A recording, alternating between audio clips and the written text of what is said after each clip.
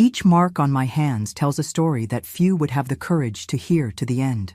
But today, I'll tell everything, because silence protects those who hurt, never those who were hurt.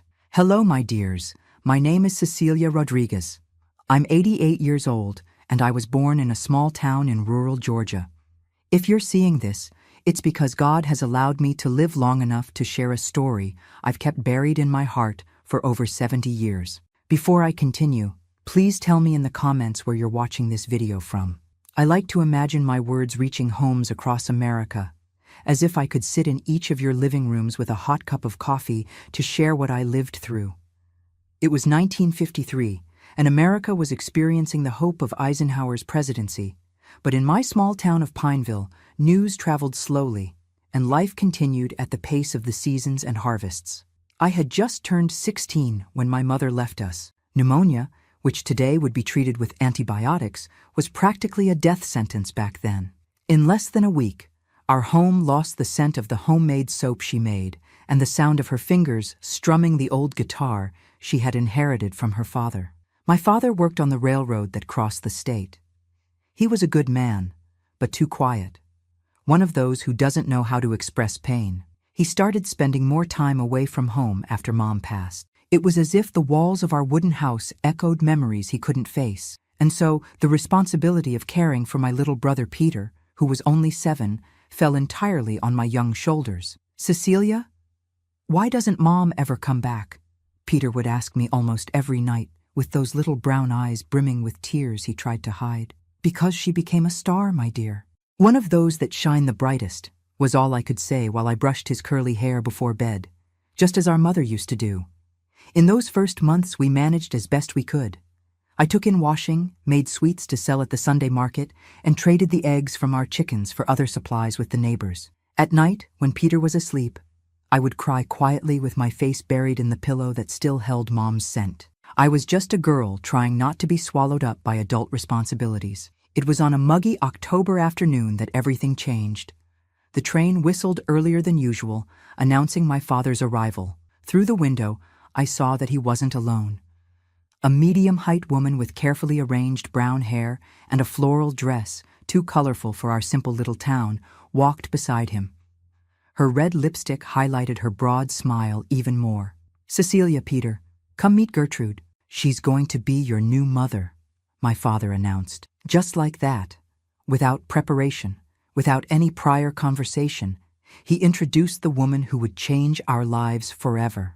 I stood paralyzed in the doorway, merely nodding my head. Peter, hidden behind my skirts, observed the stranger who would now be part of our family. Gertrude approached, her strong jasmine perfume invading our space, and stroked my hair. "Finally, I'll have the daughter I've always dreamed of," she said. Her words sounded sweet, but there was something in her eyes that didn't match. Something I only realized much later, when it was already too late. The first weeks were like a dream after months of nightmare. The house got new curtains, the smell of hot food once again filled the rooms, and even fresh flowers adorned the dining room table on Sundays. Gertrude seemed determined to win over my father, me, and especially Peter, who quickly became enchanted with the incredible stories she told before bedtime. Perhaps, I thought, as I watched her make the cornbread that Peter loved so much, perhaps we can be happy again. And for a brief moment, I sincerely believed that God had sent an angel to heal our wounds. If you're enjoying this story, please leave a like and subscribe to the channel. It nourishes this old woman to know that her memories can touch hearts out there and maybe help someone going through something similar today. My father was smiling again. Gradually, he returned to playing his accordion on Saturday nights, something he hadn't done since before Mom's illness. People in town commented on how rejuvenated he seemed and how lucky we were to have Gertrude in our lives. "A saint," they said at Sunday church. But there were moments, brief instances, when I caught expressions on her face that caused me inexplicable discomfort.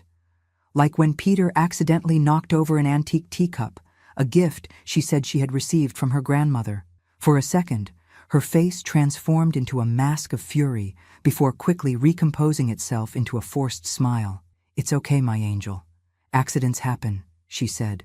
But her eyes told a different story. One afternoon, about 3 months after her arrival, I was helping arrange her things in the bedroom. My father had insisted she use Mom's sewing room to store her personal belongings. While organizing a drawer of scarves and gloves, I found an old photograph hidden among the fabrics. It was Gertrude, much younger, next to a man who wasn't my father. The two were embracing a girl approximately Peter's age. Intrigued, I turned the photo over and read the inscription: Frank, Gertrude, and Clara, 1947. Confused, I innocently asked, "Who are these people in the photo, Mrs. Gertrude?" It was as if a switch had been flipped. She snatched the photograph from my hands with such force that it left a cut on my index finger. "Never, ever touch my things without permission," she hissed. Her usually calm, calculated eyes now burned with a rage that made me step back. "This is none of your business, understand? None of your business." Frightened, I simply nodded and left the room, my heart racing. That was the first time I saw what was hidden behind the carefully constructed facade. A glimpse of the real Gertrude that I would soon come to know better than I would have liked. That night, seated at the table for dinner, my father announced that he would need to make a work trip. The railroad was being expanded northward, and he would be gone for 2 weeks, longer than he had ever been away since. He didn't complete the sentence, but we all knew, since Mom died. "Don't worry, dear," Gertrude said, placing her hand on his. "I'll take very good care of the children." There was a strange gleam in her eyes, something that made my stomach turn. It was the first time we would be alone with her for so long. If I had known what was coming, I would have begged to go with him.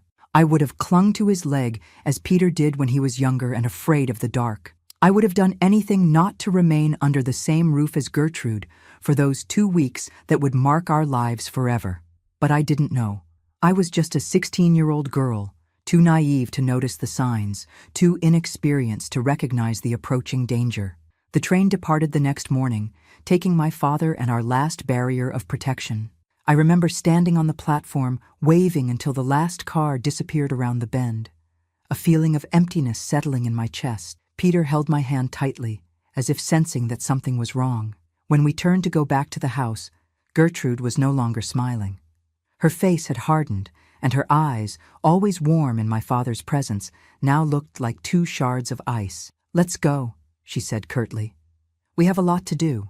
And so began the most difficult period of our lives, when we discovered that the wolf doesn't always need to hide in sheep's clothing. Sometimes it simply waits for the shepherd to move away from the flock. The moment the door closed behind us, it was as if another woman had emerged in place of the one my father had left to care for us. Gertrude yanked the scarf from her neck, threw her high-heeled shoes in a corner, and unbuttoned the first button of her dress, sighing like someone finally rid of a heavy disguise. "Very well, now for the real rules of this house," she announced, walking to the china cabinet where Dad kept the only bottle of liquor we owned, reserved for important visitors.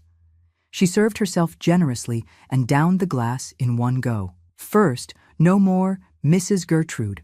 I'm ma'am to both of you, understood? And second, enough of this whimpering about your dead mother." Peter shrank at my side, his eyes wide with fear and confusion. Instinctively, I put my arm around him as if I could protect him from the venom dripping from her words. "And as for you," she pointed at me, her eyes narrowing, "you can stop acting like you're the lady of the house. You're not anymore. I am. And there's a lot of work that's been neglected." That same day, I received a list of chores so extensive it would have been impossible for anyone to complete in 24 hours. Wash all the household laundry in the tub with cold water, including the sheets, clean every crevice of the floorboards with a small brush, polish the few silver utensils we had inherited from my grandmother, prepare all 3 meals while she rested, and still tend to the garden behind the house. "And Peter, what will he do?" I asked, trying to keep my voice steady. Gertrude smiled a smile that didn't reach her eyes. "Peter will have his own duties. Don't worry." The next morning, I discovered what she meant. While I was on my knees scrubbing the living room floor, I saw through the window Peter carrying buckets of water from the well, which was almost half a mile from the house. The buckets were almost his size, and the water spilled over and soaked his short pants. His thin legs trembled with the effort, but each time he stopped to rest, Gertrude clapped her hands from the porch. "Faster, boy! The cistern won't fill itself!" I ran outside, my hands still wet from my work. He's too small to carry that much weight. He'll hurt his back. The slap came so quickly I had no time to dodge it. The palm of her hand left a burning mark on my cheek. Get back inside and finish your work. Or would you prefer I tell your father how rebellious you've been when he called me last night? It was the first lie of many. My father had no way of calling. The nearest town with a telephone was miles away. But at that moment, the possibility that he might discover we were causing problems for his new wife terrified me. He was finally happy again. How could we ruin that? And so the days dragged on. From morning until night, we worked under Gertrude's watchful eye. While I washed, cooked, and cleaned, Peter was sent on increasingly difficult tasks, chopping wood with an axe that weighed more than his arms, cleaning the chicken coop, and breathing that dust that made his eyes water for hours, climbing the tallest tree in the yard to pick the ripest fruits. He's going to fall and hurt himself, I begged one afternoon, seeing my brother precariously balanced on a thin branch of a persimmon tree. Then perhaps he'll learn to be more careful, she replied, without taking her eyes off the magazine she was leafing through, comfortably seated in the rocking chair that had been my mother's. Meals became another torment. Gertrude ate first, alone, the best part of everything I prepared. Afterward, Peter and I could serve ourselves what was left, which was never enough for two growing children. More than once, I divided my portion with Peter when I saw him staring hungrily at his nearly empty plate. At night, when we finally retired exhausted, Peter began to appear in my room, shivering with cold or fear, sometimes both. "Can I sleep here, Cece?" he would whisper, his eyes shining with unshed tears. There are strange noises in my room. I knew it wasn't the noises that frightened him, but the certainty that at dawn, another round of humiliations and forced labor would begin. In the comfort of my narrow bed, I would hold him and softly hum the songs our mother used to sing, like "Oh, Susanna" and "Amazing Grace," until his breathing became regular, overcome by exhaustion. My friends from across America, if you're following this story from a comfortable armchair or while doing another activity, I want you to know that every word I share here is like a stone I've carried for decades that I can finally put down. Tell me in the comments if you've ever had to protect someone you loved, even when you yourself needed protection. It would give me strength to continue. On the 5th day of that nightmare, Gertrude announced that she needed to go to the neighboring town to visit a cousin and would be away all afternoon. It was the first breath of air we'd had. As soon as the sound of the truck that gave rides to local residents disappeared down the dirt road, I took Peter by the hand and led him to the small creek that cut through the neighboring property. "Come on, today we can play a little," I said, trying to bring back the smile that had been fading from his face. We wet our feet in the cool water, skipped stones to see who could make them bounce more times on the surface, and even tried fishing with an improvised rod. For a few hours, we were just children again, as we should be. Peter laughed genuinely for the first time in days when a very clever little fish stole the bait without being caught. "I think he's smarter than us," he remarked, and his crystal-clear laughter was the most beautiful sound I could hear. But our little escape came at a high price. We lost track of time, and when we realized the sun was already low on the horizon, we ran back to the house only to find Gertrude already waiting for us on the porch, arms crossed and her face contorted into an expression I had learned to fear. "Where were you?" she asked, her voice dangerously calm. "We finished all the chores," I began to explain, but she raised her hand, silencing me. "I didn't ask what you did. I asked where you were." Peter, trembling beside me, held my hand tightly. "We went to the creek, ma'am," he answered, almost in a whisper. The silence that followed was worse than any shouting. Gertrude stared at us for a long time, like a snake observing its prey before striking. Finally, with studied calm, she pointed inside the house. "Cecilia, go prepare dinner. Peter, come with me to the shed. We need to talk about obedience." Something inside me went on alert. "Can I come too?" I asked quickly, feeling Peter squeeze my hand harder. "No, this is a matter between me and your brother. Go do as I told you." Reluctantly, I let go of Peter's hand.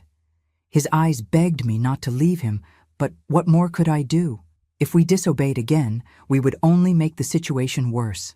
At least, that's what I naively thought at the time. I went to the kitchen, my heart racing. Through the window, I saw the two of them walking to the small tool shed that stood a few yards from the main house. The door closed behind them, and I felt my stomach turn with anxiety. I tried to concentrate on lighting the wood stove and beginning to prepare a soup with the few vegetables we still had in the pantry. But my ears were alert to any sound from outside. For more than half an hour, nothing but the crackling of the fire and the occasional chirping of a cardinal that had made its nest under the eaves of the house. When the shed door finally opened, Peter came out first, walking strangely stiff. Even from a distance, I noticed how he kept his arms extended at his sides, avoiding letting them touch anything. Gertrude came right behind him, carrying something she quickly tucked into her apron pocket as soon as she realized I was watching. During dinner, Peter barely touched his food.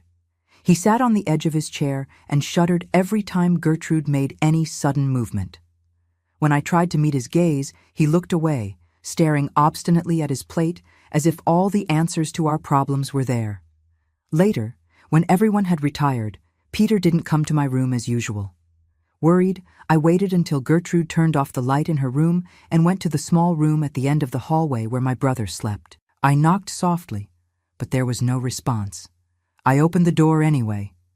Peter was lying face down on the bed, still dressed. When I approached and touched his shoulder, he stifled a groan of pain. This next part is perhaps the most painful to share. If you're finding any value in my story, please take a moment to subscribe to Grandparents' Tales and give this video a like. Knowing these memories might help someone else is what gives me the courage to continue. "What did she do to you?" I whispered, fear and anger mixing in my voice. Slowly, with careful movements, Peter lifted his shirt. Even in the dim light, illuminated only by the moon coming through the small window, I could see the red marks that crossed his back in parallel lines, switch marks, old enough not to bleed anymore, recent enough to swell the fragile skin. Something inside me broke at that moment. A rage I didn't know existed erupted with such force that I had to bite my lip until I tasted the metallic flavor of blood to keep from screaming.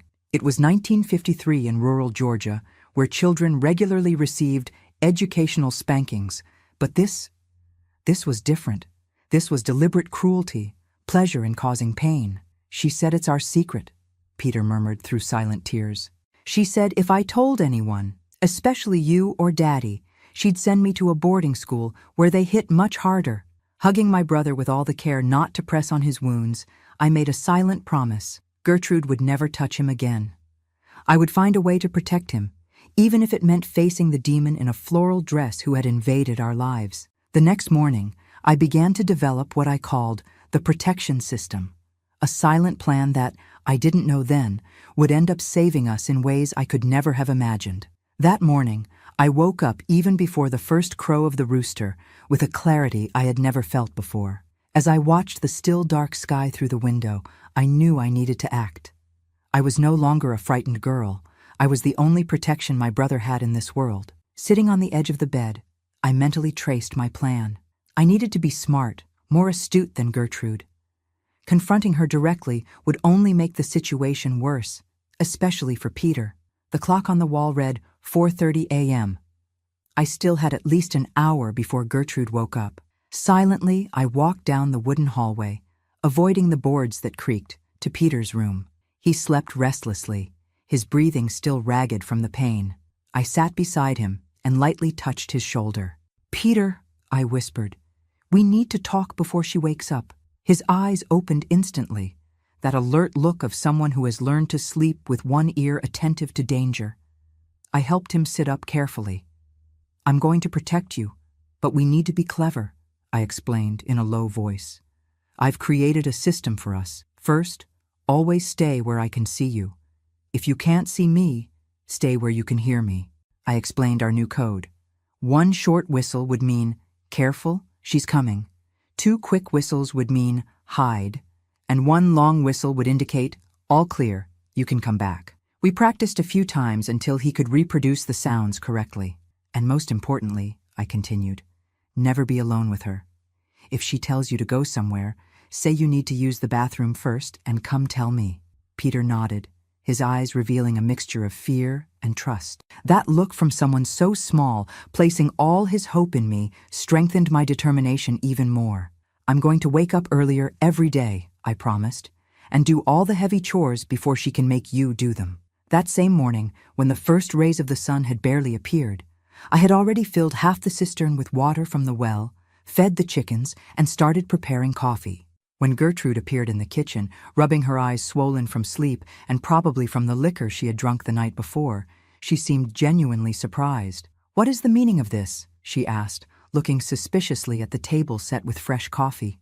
"I thought you might like to start the day with everything in order, ma'am," I replied, keeping my eyes lowered to hide any trace of defiance. She studied me for a moment, as if trying to decipher if there was any trap in my actions.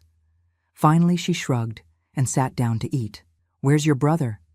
"He already fed the chickens and is cleaning the pig pen," I lied naturally, knowing that Peter was actually hidden in the attic, eating the bread with jelly that I had set aside for him earlier. Gertrude smiled that cold smile that never reached her eyes. "I see you've finally understood how things work around here." I quickly learned that prevention was better than cure. I spent nights planning every detail of the next day, which tasks I could complete before dawn, how to distract Gertrude at critical moments, where to hide small portions of food for Peter and for myself as well. I also began to map her moods. There were patterns. On mornings when she woke up with a puffy face and red eyes, her temper was particularly explosive.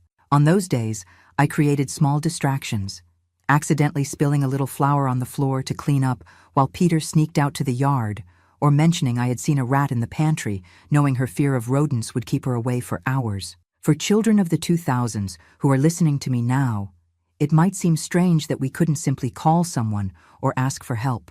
But in 1953 in rural Georgia, a child would never question the authority of an adult, especially the father's wife. The nearest neighbors were miles away, and even then, family problems were private matters where no one dared to interfere.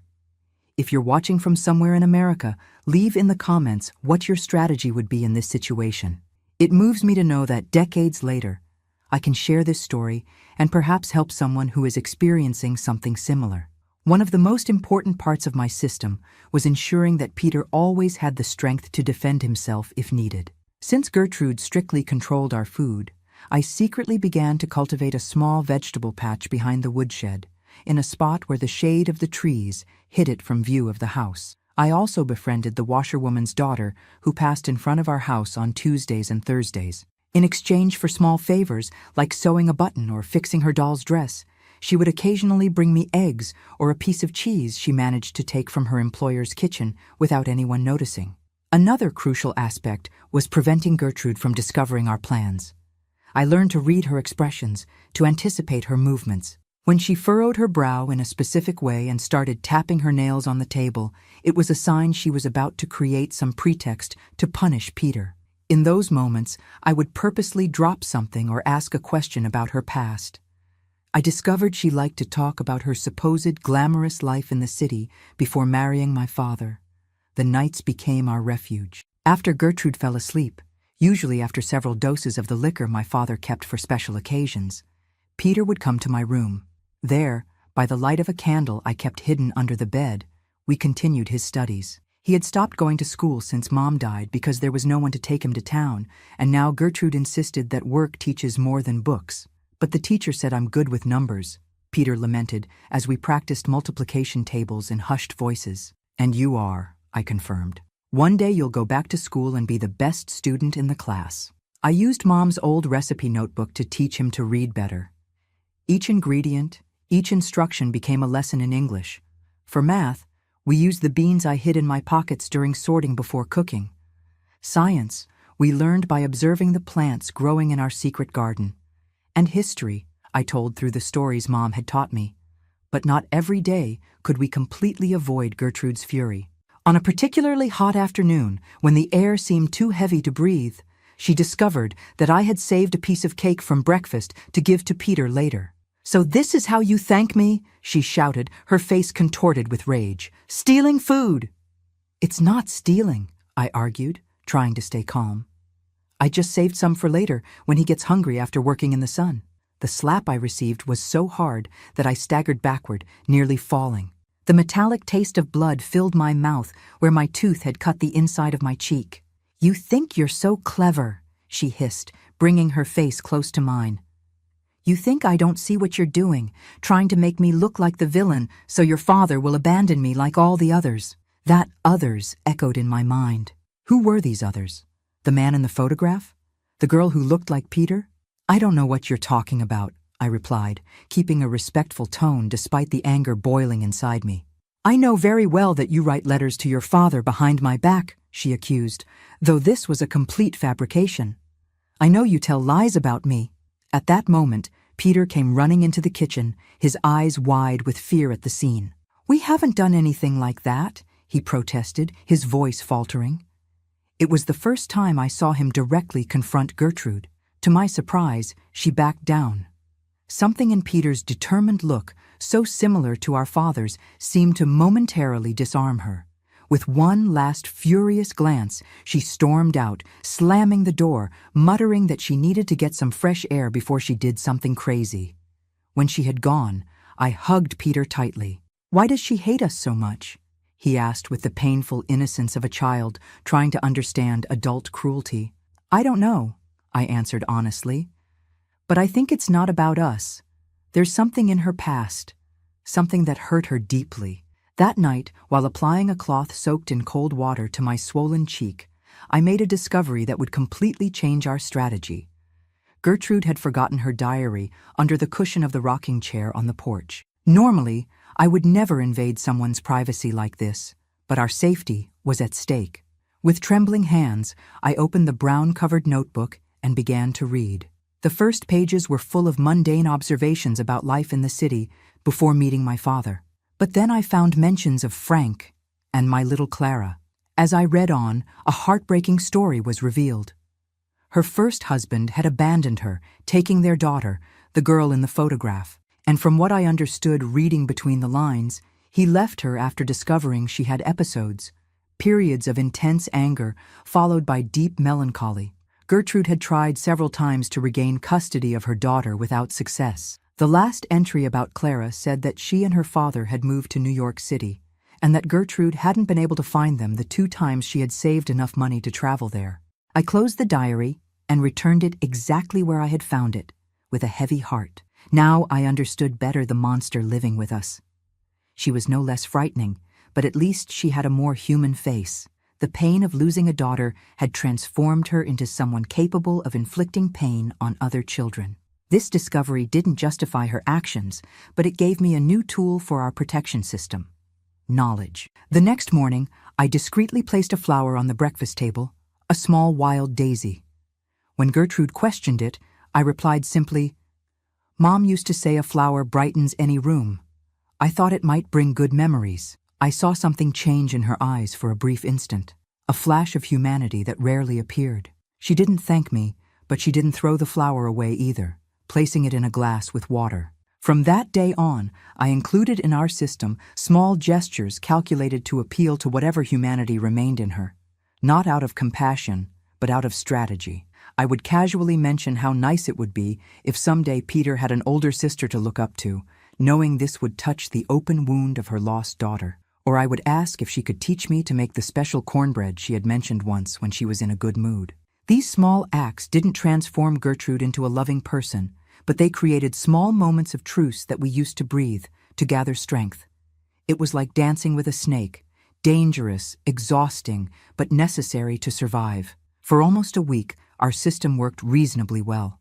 I woke up before dawn, completed the heaviest tasks, protected Peter, and tried to keep Gertrude distracted or satisfied enough not to take out her frustrations on us. But then, on the eve of my father's return, everything changed. The plan I had so carefully constructed crumbled in a single rainy night. The night that would come to be known between us simply as the night of the fever. The storm began late in the afternoon, one of those that transform the sky into lead and make the trees dance violently. Lightning cut across the horizon at increasingly shorter intervals, and the rumble of thunder made the windows of our house tremble in their frames. "It's going to be a difficult night," Gertrude commented, observing through the window the dark clouds gathering. "Your father should arrive tomorrow if the train can get through with all this rain." I felt a pang of hope. Just one more night, and Dad would be back. One more night, and we could, at least temporarily, breathe a little easier under the protection of his presence. Dinner passed in silence, interrupted only by the clinking of cutlery and the occasional roar of thunder. Peter barely touched his food, pushing the beans and rice around on his plate without enthusiasm. I noticed his face was flushed, more than normal, but I attributed it to the muggy heat that preceded the storm. "May I be excused, ma'am?" he asked, his voice lower than usual. Gertrude studied him for a moment, as if looking for some reason to deny the request, but ended up nodding. "Go, and don't forget to leave dry firewood set aside for tomorrow morning." Peter dragged himself out of the kitchen, his shoulders slumped in a way that squeezed my heart. I finished washing the dishes quickly, anxious to check on him. When I was finally able to go to his room, the rain was already falling in dense curtains, pounding the roof forcefully. I knocked lightly on the door. No response. I entered slowly and found him already in bed, wrapped in blankets despite the heat. "Peter," I called softly, approaching. When I touched his forehead, I recoiled in alarm. He was burning with fever. "I feel strange, Cece," he murmured, his glazed eyes fixed on the ceiling. "Everything hurts." I sat on the edge of the bed and brushed the damp hair from his forehead, my heart racing in panic as I realized how hot he was. In 1953, in rural Georgia, high fever was not something to be treated lightly. Without readily available antibiotics, without a nearby hospital, a simple flu could turn into pneumonia in a matter of days. As many of you watching know, especially the older folks, in those days we relied on home remedies, those passed down from mother to daughter. Tell me in the comments if your family also had these old recipes for bringing down fever, because I used one that night that I learned from my mother. "I'm going to get something to help you." "Don't worry," I whispered, and silently left the room, taking care not to alert Gertrude. In the kitchen, I prepared a tea of orange leaves with honey, one of the remedies Mom always used when we had fevers. I also grabbed a bucket of cold water and clean cloths for compresses. As I passed through the living room, I saw Gertrude asleep in the armchair, an empty glass of liquor on the small table beside her. At least that played in our favor. I returned to Peter's room and began administering care. Cold compresses on his forehead and armpits to lower the temperature, warm tea to hydrate. For almost an hour, it seemed to be working. His skin cooled a bit, and he even managed to doze briefly. But around 10 p.m., the fever returned with redoubled force. Peter began to delirious, speaking disconnected phrases, calling for our mother. His lips were dry and cracked, and his breathing, previously regular, now came in gasps. I understood with growing terror that home remedies would not be enough. We needed professional help. The only doctor in the area lived in town, 12 miles away. With the storm and darkness, it would be impossible to get there on foot, and we didn't have a horse or any other means of transportation. There was only one option. Gertrude needed to know. With a heavy heart, I returned to the living room where she still slept, the expression on her face surprisingly peaceful in sleep, almost maternal, a cruel irony considering her waking vigilance. "Ma'am," I called, lightly touching her shoulder. "Ma'am, I need to speak with you." She woke with a start, her eyes unfocused for a moment, before fixing on me with their usual coldness. "What do you want at this hour?" "It's Peter. He's very sick with a high fever. We need a doctor." Gertrude adjusted herself in the armchair, sighing impatiently. "It's just a childish fever. Give him some tea and he'll be fine in the morning." "I've already tried that. The fever keeps rising and he's delirious. Please, we need to get help." Something in my voice must have communicated the gravity of the situation, because she stood up and followed me to Peter's room. Seeing the state of him, his red and contorted face, his small body trembling under the covers despite the heat, his half-open and unfocused eyes, her expression changed. "How long has he been like this?" she demanded. "The fever started this afternoon, but it's gotten much worse in the last hour," I explained, anxiously wringing my hands. Gertrude placed her hand on his forehead and frowned. For the first time since she had entered our lives, I saw something almost like genuine concern on her face. "Your father would kill me if something happened to the boy," she muttered, more to herself than to me. Then, straightening her shoulders, "It's impossible to get the doctor with this storm. We'll have to care for him until dawn." It was at that moment that Peter had a seizure. His small body arched on the bed, his eyes rolled back, and a sharp moan escaped his lips. It was the most terrifying thing I had ever witnessed. "Good God!" exclaimed Gertrude, stepping back. "Do something!" I shouted, forgetting all the caution and forced submission of recent days. He could die. In that critical moment, something unexpected happened. Gertrude seemed to transform before my eyes. The mask of indifference fell away, replaced by an expression of almost professional determination. "Take off his covers. We need to bring down that fever immediately," she ordered, rolling up her sleeves. "Bring more cold water, clean towels, and if you have it, the bottle of alcohol from the pantry." I ran to fetch what she had asked for, dazed by the sudden change. When I returned, Gertrude had already removed Peter's sweat-soaked shirt and kept him only in shorts, applying cold compresses to specific points on his body: neck, armpits, groin. "My mother was a midwife," she explained without my asking, as she mixed alcohol with water in a basin. "I saw many children with high fevers. We need to prevent another seizure at all costs." For the next few hours, we worked side by side in tense silence, changing the compresses every few minutes. Gertrude demonstrated surprising knowledge about home medical care. She prepared an infusion of herbs she kept at the bottom of her suitcase, something she said she had learned from a Native American healer years before. "Open his mouth gently," she instructed, holding a spoon with the dark liquid. "It's bitter, but it will help." The storm continued outside, as if the sky itself were at war. But inside that small room, a silent truce had been established. I saw Gertrude massage Peter's legs when he had cramps and whisper words of comfort in his ear when he called for our mother. "Clara used to get fevers like this," she said suddenly, around 3 a.m. when the rain finally began to lessen. "My daughter, she almost died on a night like this." I didn't respond, afraid of breaking the fragile moment of vulnerability. I don't know how to be a mother anymore," she confessed in an almost inaudible whisper. When Frank took Clara away, something inside me died. The moon managed to pierce the clouds at that moment, casting a weak silvery light through the window, partially illuminating Gertrude's face. I saw silent tears running down her cheeks and understood that I was seeing the real woman behind the mask of cruelty, a woman broken by losses and disappointments who had channeled all her pain into hatred.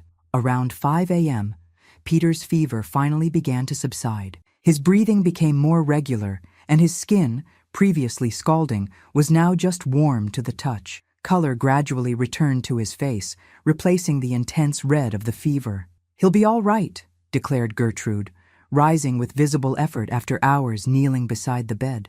"The crisis has passed." I realized then that we had spent the entire night together, united by the common goal of saving Peter's life. But what did this mean for us? For our future in this house? Something had changed, but I didn't know exactly what. As the first rays of the sun began to illuminate the room, we heard the distant sound of a train whistle. Dad would be arriving soon, without even imagining the drama we had lived through in his absence. Gertrude paused at the door, looking at Peter, who now slept peacefully, exhausted from the battle his small body had fought. "Go get some rest," she told me in a tone I didn't immediately recognize until I realized it was gentleness. "I'll prepare breakfast for when your father arrives." When she left, I sat on the edge of Peter's bed, running my fingers gently through his damp hair. He opened his eyes slightly, lucidity returning to his gaze. "I dreamed of Mom," he murmured, his voice hoarse. "She said everything would be all right." I swallowed the lump that formed in my throat. "And it will be, Peter. I promise you." We didn't know then, but that stormy night, the night of the fever, had been a turning point. The scars Gertrude had inflicted on us wouldn't miraculously disappear, nor would her behavior change overnight. Some wounds are too deep to be completely healed, but something fundamental had changed. For one night, we saw the humanity behind the monster, and perhaps, just perhaps, she had glimpsed in us not rivals or obstacles, but children who, like her own lost daughter, only yearned for protection and love. Watching the sunrise through the window, with its promising hues tinting the sky after the storm, something within me strengthened. The coming weeks, months, and even years would not be easy, But that night I learned that even in the darkest circumstances, small lights can emerge in the most unexpected places. And when the train whistle sounded again, closer now, announcing my father's return, I understood that our story was far from over. The scars we carried would slowly begin to transform into a purpose that would accompany me for the next 70 years and brings me to you today, sharing these memories. Before we go to the last chapter of this story, I want to thank each of you who is following along. It is a privilege at 88 years old to be able to transform my pain into something that might help someone out there. Please share this video with someone you believe needs to hear this message of hope in the midst of darkness. Also, please like this video and subscribe to the channel. It helps me a lot. The train arrived punctually at 7 a.m. From the porch, I saw Dad get off with his worn leather suitcase, his face lighting up at the sight of our house. That genuine smile, so rare since Mom's departure, brought tears to my eyes. He had no idea what we had lived through during his 2-week absence. Gertrude went to meet him at the station, her floral dress impeccable, her hair carefully arranged, as if the woman who had spent all night caring for a feverish boy had never existed. From a distance I observed the hug they exchanged, the affectionate kiss, the way she took his suitcase with a gesture of dedication. "Where are the children?" I heard my father ask as they approached the house. "Peter is resting. He had a little fever during the night, but he's much better now," Gertrude replied, her voice melodious and concerned. "Cecilia is with him now." There was no lie in these words, only the omission of everything that had happened before, the punishments, the humiliations, the forced labor. For a moment, I considered running to my father and telling him everything, opening the floodgates of that dam of secrets we had built. But then I remembered his illuminated face, how he seemed to have finally found some peace after months of desperate mourning. When he entered the room where Peter slept, my father knelt beside the bed, his concerned eyes examining every inch of my brother's face. "How is he really?" he asked in a low voice. "It was a difficult night," I answered honestly. "The fever got very high. He even had a seizure." My father turned pale. "Why didn't you go get Dr. Mendez?" "The storm was too strong. The roads must be impassable," explained Gertrude, who had entered the room silently. "But we took care of him all night." She paused, then added, "Cecilia was tireless." I looked at her, surprised by the unexpected praise. Our gazes met for a second, and something unspoken passed between us. A mutual recognition, perhaps, that we had both changed during that night. The days that followed brought a strange normalcy to our house. Gertrude remained controlling and sometimes harsh, but the physical punishments ceased completely. Peter returned to school in town, as my father had insisted before traveling, and I gained permission to help at Mr. Joaquin's grocery store 3 times a week, which gave me not only some pocket money, but also a respite from the tense atmosphere at home. It was at the grocery store on a muggy March afternoon in 1954, almost 6 months after the night of the fever, that I encountered Sophie, the parish priest's eldest daughter, recently returned from the seminary in Atlanta, where she was studying to be a teacher. "Cecilia Rodriguez, don't tell me it's you. How you've grown, girl," Sophie exclaimed upon recognizing me, embracing me with genuine joy. Sophie was 7 years older than me, but we had been neighbors when we were little, before her family moved to the parsonage in the center of town. We talked for almost an hour while she waited for Mr. Joaquin to separate the orders for the church festival. "And how is your life since your stepmother arrived?" she asked, lowering her voice. "Dad mentioned that your father seems very happy with the new marriage." I hesitated, unsure about how much to reveal. Sophie noticed my reluctance and gently squeezed my hand. "The walls of country houses have ears, but words spoken inside the church are protected by confidentiality," she said with an understanding smile. "If you need to talk, I'll be in the sacristy tomorrow after the 6 o'clock Mass." That conversation in the sacristy, in the shadow of the altar covered with lace cloths made by the community ladies, changed my life forever. Sophie listened in silence as I poured out for the first time all the horror of those 2 weeks, the impossible tasks, Peter's punishments, the constant fear, the protection system I had to develop. But I also spoke about the night of the fever, about glimpsing the broken human being behind the mask of cruelty. "Cecilia," Sophie said when I finished, "what you did to protect your brother was extraordinary. Few people would have that strength. I shook my head, feeling I didn't deserve the compliment. What should I do now? Tell my father? He's so happy. Sophie reflected for a moment. You have to trust your intuition, but remember that painful secrets rarely remain buried forever. Sooner or later, they find a way to surface. She was right, of course, but the way the truth finally emerged was nothing I could have imagined. 3 weeks after that conversation, when I was returning from the grocery store, I found Gertrude in the yard, kneeling before the small garden I had secretly cultivated behind the shed. My heart raced. The garden was my food reserve for Peter, a vital part of our protection system, even though its necessity had diminished in recent months. "What are you doing?" I asked, trying not to sound accusatory. Gertrude rose slowly, wiping the dirt from her hands on her apron. "These lettuce seedlings are poorly positioned. They get too much sun in this corner." It wasn't the answer I expected. "You knew about the garden?" She gave a half smile, almost sad. "I know many things, Cecilia. I always have." We stood there, the gentle breeze swaying the tender leaves of the garden, the afternoon sun casting our shadows on the moist earth. There was something different about Gertrude that day, a fragility I had never noticed before. "I received a letter today," she said. "Finally, from Frank, my ex-husband." My stomach froze. So much time had passed since I had found the hidden photograph, since I had secretly read her diary, that I had almost forgotten about that other life she had had. "Clara died 3 months ago. Meningitis." Her voice was monotone, as if reciting facts about a stranger. She was almost Peter's age. "I'm sorry," I murmured, and was surprised to realize I was sincere. Gertrude nodded briefly before turning her back and walking toward the house. She stopped after a few steps, and without turning around, said, "Radishes would grow well there next to the carrots. The soil is good." It was the closest thing to a peace offering we received. In the months that followed, a tense coexistence was established in our house. Gertrude never transformed into the loving stepmother of fairy tales, but the abuses ceased completely.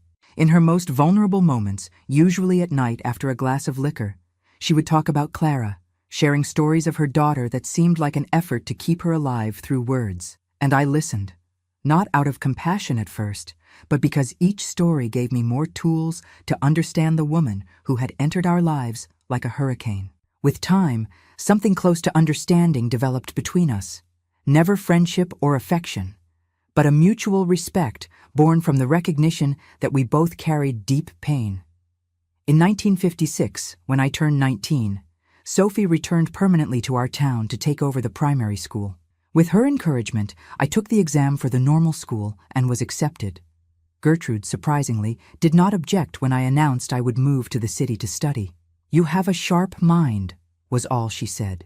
"It would be a waste not to use it." The years passed.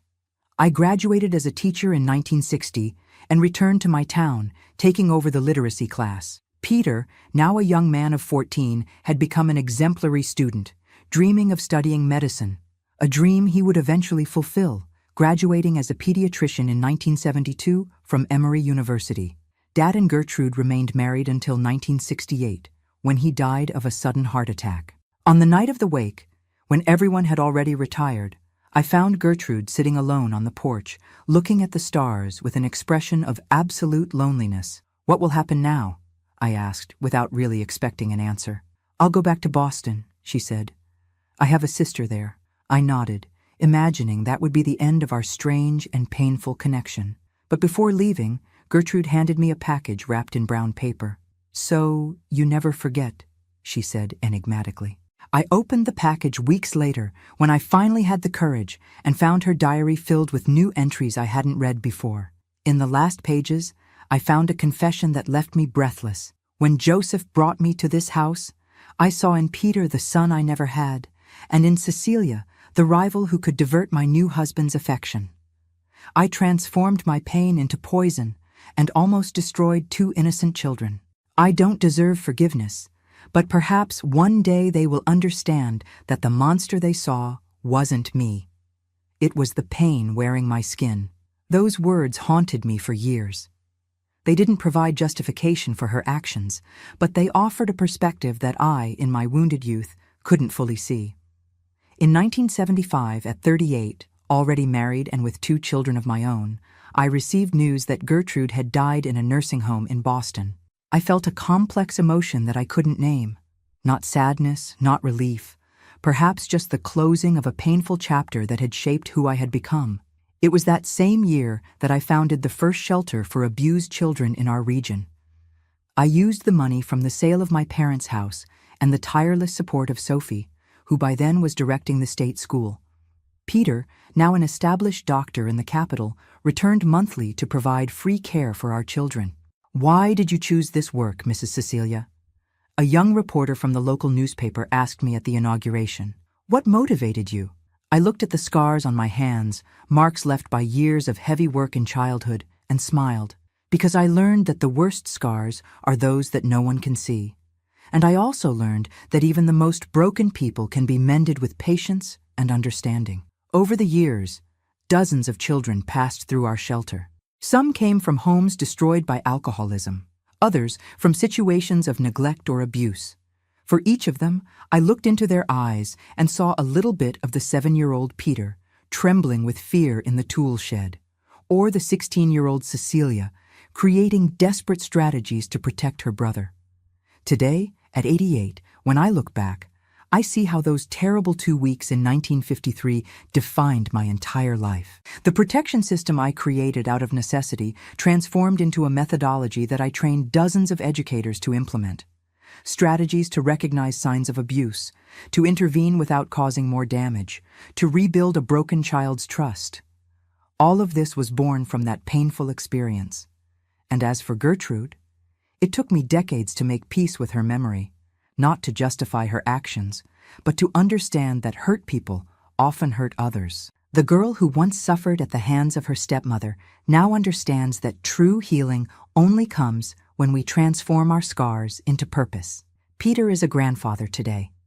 His teenage grandchildren, when we gather on special dates, sometimes talk about those days, no longer with acute pain, but with the understanding that only the passage of time can bring.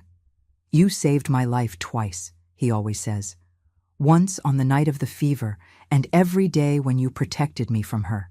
My dears, if this story has found your heart today, I want you to know that no matter how dark the night, dawn always comes. The scars we carry may define us, but they don't have to limit us. They can, in fact, become our deepest purpose.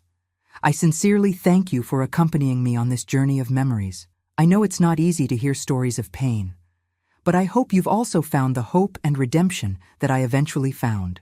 And if you who are watching now carry your own invisible scars, know that you are not alone. Healing comes in sharing, strength in transforming pain into purpose. My dear friends, thank you for watching this episode of Grandparents' Tales. If these stories touch your heart, please subscribe to our channel for more wisdom from those who've walked before us. Your likes and shares help these important stories reach those who might need them most. Remember that even our darkest moments can become the light that guides others. May God bless each of your paths.